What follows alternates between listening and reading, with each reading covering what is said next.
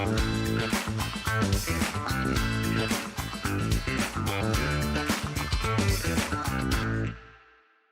pedagang pasar Tanah Abang ini ya, pedagang baju, tas, aksesoris, sendal dan sepatu, mohon tidak di-online-kan.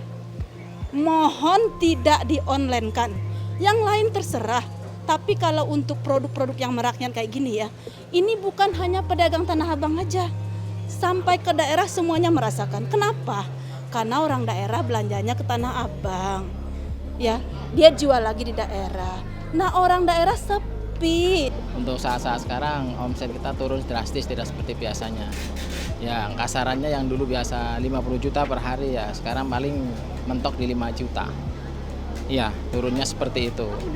Kadang-kadang juga lebih rendah dari itu. Udah beberapa bulan ke belakang ini memang sama sekali nggak ada pengunjung. Sedikit kalau terbilang itu udah nggak sesuai gitu. Belum tentu juga dalam 1 minggu itu kita ada laris, itu belum tentu. Pasar Tanah Abang tak ramai seperti biasanya.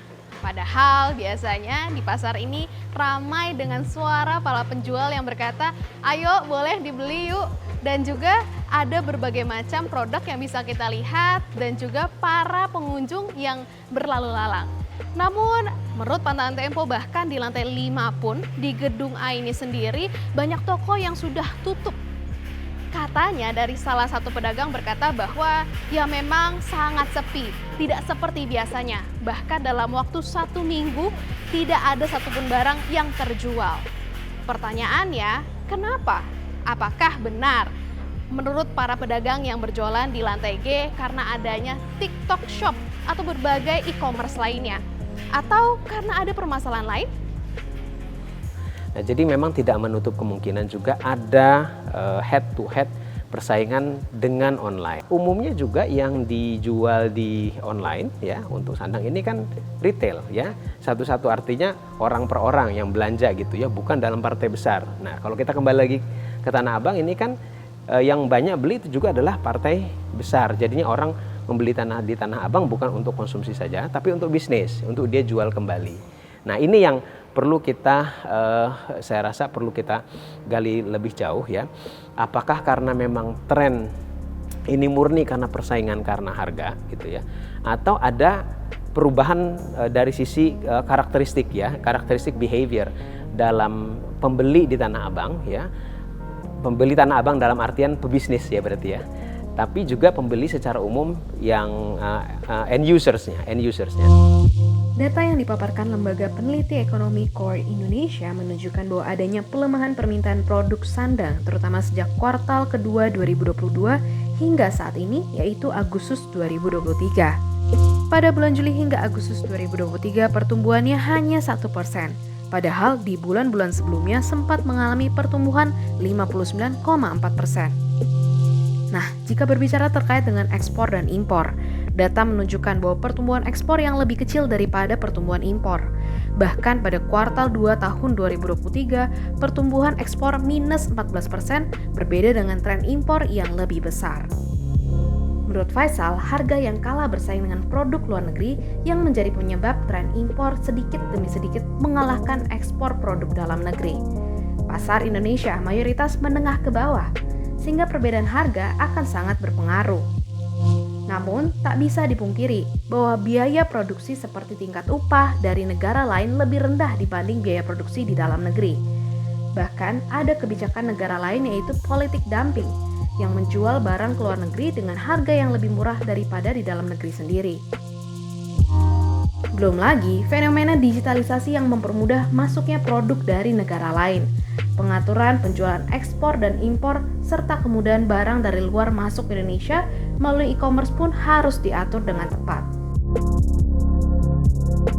Nah, ini juga ketika kita bicara e-commerce gitu ya, e-commerce ya, platform e-commerce, mereka tuh ada kewajiban perpajakan. Jadi kewajiban itu misalnya ada kewajiban pajak pertambah nilai, ada pajak penghasilan segala macam gitu ya. Nah, ini kan harus diberlakukan sama juga. Jangan sampai nanti terjadi perbedaan yang kita sebut itu unequal level playing field gitu ya. Kompetisi yang tidak seimbang atau setara, sehingga nanti yang mungkin juga mengakibatkan layanan yang berbasis marketplace juga goyang juga gitu ya. Dan ya tentunya juga ya kita berharap bahwa produk yang dijual juga produk Indonesia. Selain kemungkinan bersaing dengan para toko online di e-commerce, posisi Tanah Abang sebagai pusat perdagangan grosir juga harus dievaluasi. Apakah tetap menjadi pilihan utama bagi para pedagang yang mau membeli barang dagangannya? Berbagai tantangan seperti kompetisi harga, kualitas produk, dan juga birokrasi yang kurang mendukung juga harus dievaluasi untuk penyelesaian masalah yang lebih tepat sasaran. Untuk para pelaku usaha ya yang tadinya bekerja berusaha di Tanah Abang, ini kalau seandainya kondisinya sudah tidak terlalu kompetitif lagi, mereka ada peluang sebetulnya untuk pindah. Nah, tapi kemana? Ini kan yang perlu kita investigasi lebih jauh. Tapi kalau seandainya permasalahannya lebih karena demand yang lemah, persaingan dengan impor yang lebih kencang, ya ini bukan masalah dia harus tidak di Tanah Abang lagi atau tetap bertahan, ya.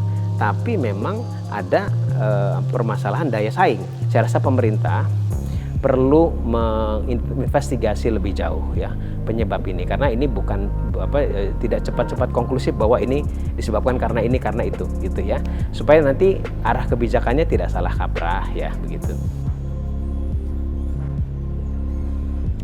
Pasar Tanah Abang yang menjadi pusat grosir bukan hanya di Indonesia, mungkin juga di Asia Tenggara. Namun kali ini sangat lesu penjualannya. Lalu pertanyaannya, ini bagaimana solusi yang tepat? Bagaimana pemerintah harusnya membuat regulasi terbaru dengan adanya digitalisasi dan e-commerce yang sangat berjamur? Nah, bagaimana menurutmu? Taruh pendapatmu di kolom komentar di bawah dan jangan lupa saksikan Ada Apa Hari Ini hanya di tempo.co.